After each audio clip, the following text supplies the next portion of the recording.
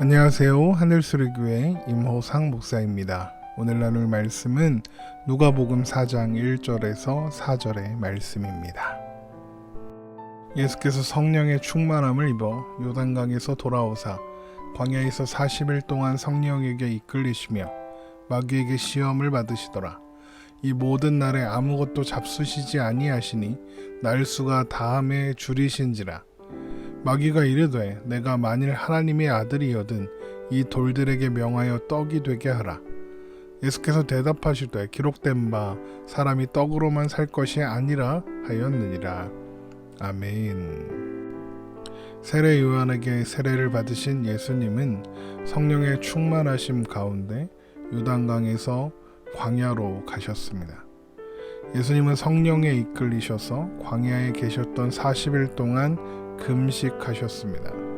그리고 그 기한이 끝났을 때 마귀가 예수님에게 찾아와 시험했습니다. 누가복음 4장 1절에서 3절의 말씀입니다. 예수께서 성령의 충만함을 입어 요단강에서 돌아오사 광야에서 40일 동안 성령에 이끌리시며 마귀에게 시험을 받으시더라. 이 모든 날에 아무것도 잡수시지 아니하시니 날수가 다함에 줄이신지라. 마귀가 이르되 내가 만일 하나님의 아들이거든 이 돌들에게 명하여 떡이 되게 하라. 예수님께서 첫 번째로 받으신 시험은 내가 만일 하나님의 아들이거든 이 돌들에게 명하여 떡이 되게 하라 이것이었습니다. 예수님께서 하나님의 아들이시기 때문에 40일의 금식이 쉬웠을 것이다 이렇게 생각할 수는 없습니다. 주님은 우리의 대표자가 되시기 위해서 우리와 똑같은 인간의 몸을 입으셨고 그 몸은 음식을 먹지 못하면 극심한 굶주림으로 인해서 고통에 시달릴 수밖에 없는 그런 몸이었으니까요. 그래서 시험하는 자 마귀는 첫 번째 시험으로 예수님에게 당연한 일을 하라 이렇게 이야기한 것입니다. 40일이나 굶었으니 배를 채워라 이것입니다. 배고픈 사람에게 밥을 먹어라 하는 것이 뭐 대단한 시험이라고 할 수 있겠습니까?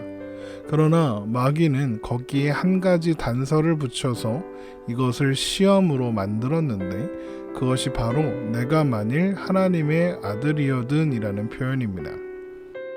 여기에서 만일이라는 것은 예수님이 하나님의 아들인지 아닌지 시험해 봐야 한다는 의미가 아닙니다. 마귀도 예수님께서 하나님의 아들이시라는 사실을 잘 알고 있습니다.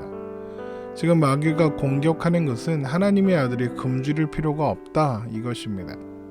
마귀는 지금 예수님께 하나님의 일을 이루시기 위해서가 아니라 개인의 필요를 위해서 예수님 자신의 필요를 채우기 위해서 하나님의 아들이라는 지위를 사용하고 하나님의 아들로서 가지시게 될 능력을 사용하라고 유혹하고 있는 것이죠.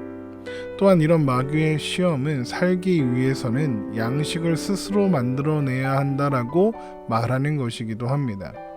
너 자신을 의지하고 너의 힘으로 살아야 한다라고 이야기하는 것이죠. 너는 하나님의 아들이 아니냐? 너는 너의 힘으로 살 수 있지 않느냐?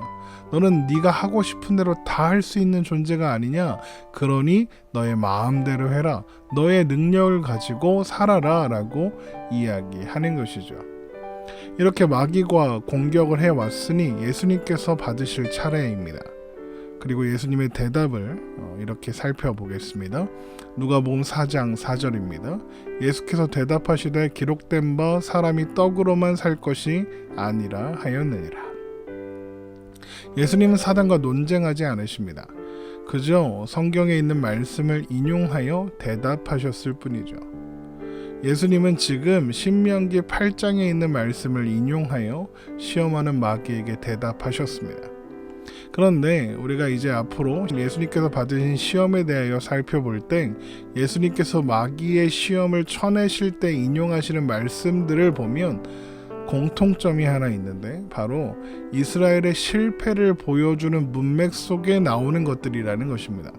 모두 이스라엘 백성들이 실패한 장면에서 나온 말씀들인 것이죠. 이렇게 예수님께서 마귀의 시험을 이기실 때에 이스라엘이 실패하는 장면의 말씀들을 인용하시는 것은 마귀가 이스라엘을 이 시험으로 실패하게 했을지는 몰라도 예수님께는 효과가 없다는 것을 보여주시는 겁니다. 사람은 시험 앞에서 실패했으나 예수님께서는 시험 가운데 범죄하지 않으시고 오히려 승리하셨다. 이것을 보여주시는 것이죠. 예수님은 그렇게 하심으로써 이제 예수 안에 있는 모든 사람들이 동일한 시험에서 승리할 수 있도록 하시는 것입니다. 주님은 참 사람으로서 우리와 똑같은 시험을 받으셨고 그리고 그 시험에서 이기심으로써 우리의 본이 되어 주실 뿐만 아니라 우리의 연약함을 이해하고 공감하실 수 있으시며 우리의 그 연약함을 또한 도우실 수 있는 분이 되시는 것입니다. 히브리서 4장 15절에서 16절입니다. 우리에게 있는 대제사장은 우리의 연약함을 동정하지 못하실 리가 아니요 모든 일에 우리와 똑같이 시험을 받으신 이로되 죄는 없으시니라. 그러므로 우리는 긍휼하심을 받고 때를 따라 돕는 은혜를 얻기 위하여 은혜의 보좌 앞에 담대히 나아갈 것이니라. 이렇게 주님은 우리를 위하여 우리와 똑같이 시험 받으심으로 말미암아 우리의 연약함을 도우시는 우리의 구주, 우리의 대제사장이 되어 주시는 것입니다. 또한 예수님께서 사람이 떡으로만 살 것이 아니라 이렇게 대답하신 것에도 중요한 의미가 있습니다. 먼저 예수님께서 인용하신 신명기 8장의 말씀을 읽어보겠습니다. 신명기 8장 2절에서 3절의 말씀입니다. 내 하나님 여호와께서 이 40년 동안에 내게 광야길을 걷게 하신 것을 기억하라. 이는 너를 낮추시며 너를 시험하사 내 마음이 어떠한지 그 명령을 지키는지 지키지 않는지 알려 하심이라. 너를 낮추시며 너를 줄이게 하시며 또 너도 알지 못하며 내 조상들도 알지 못하던 만나를 내게 먹이신 것은 사람이 떡으로만 사는 것이 아니요 여호와의 입에서 나오는 모든 말씀으로 사는 줄을 내가 알게 하려 하심이라. 모세는 40년 동안의 광야 생활을 돌아보면서 이스라엘 백성들에게 여러 가지 이야기를 들려주었는데 그 중에서도 광야 생활이 하나님께서 이스라엘 백성들의 마음과 실력을 드러내게 하시기 위한 시험의 세월이었다고 말합니다. 이스라엘 백성들은 하나님의 명령을 지킬 수 있다고 했습니다. 하나님의 명령과 뜻을 따라 살 수 있다고 했죠. 우리의 힘으로, 나의 능력으로, 나의 실력으로 그렇게 할 수 있다고 말했습니다. 그러나 하나님은 광야 40년을 통하여 이스라엘 백성들은 스스로의 힘으로, 스스로의 능력으로, 스스로의 노력으로는 그 모든 것을 이룰 수 없는 것을 보여주시고 확증시켜 주신 것입니다. 그로 인해서 이스라엘 백성들은 스스로의 힘이 아니라 하나님이 주시는 것으로 하나님의 힘으로 하나님을 의지하여서만 살 수 있는 존재라고 확증하여 주신 것이죠. 그 대표적인 예가 무엇이냐? 하나님께서 굶주림을 허락하신 후에 그들도 알지 못했고 그들의 조상들도 알지 못했던 만나를 주어 먹게 하신 것입니다.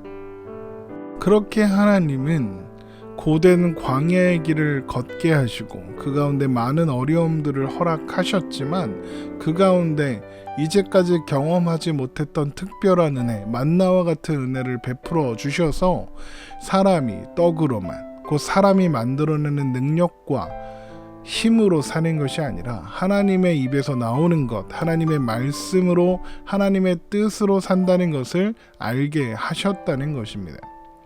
사람들은 보통 자신들이 열심히 일했기 때문에 그 결과로 살아가고 있다고 생각하는 것입니다. 그래서 사람들은 자기의 힘으로 사는 줄 알게 되는 것입니다. 그래서 하나님은 광야를 허락하셨다는 것입니다.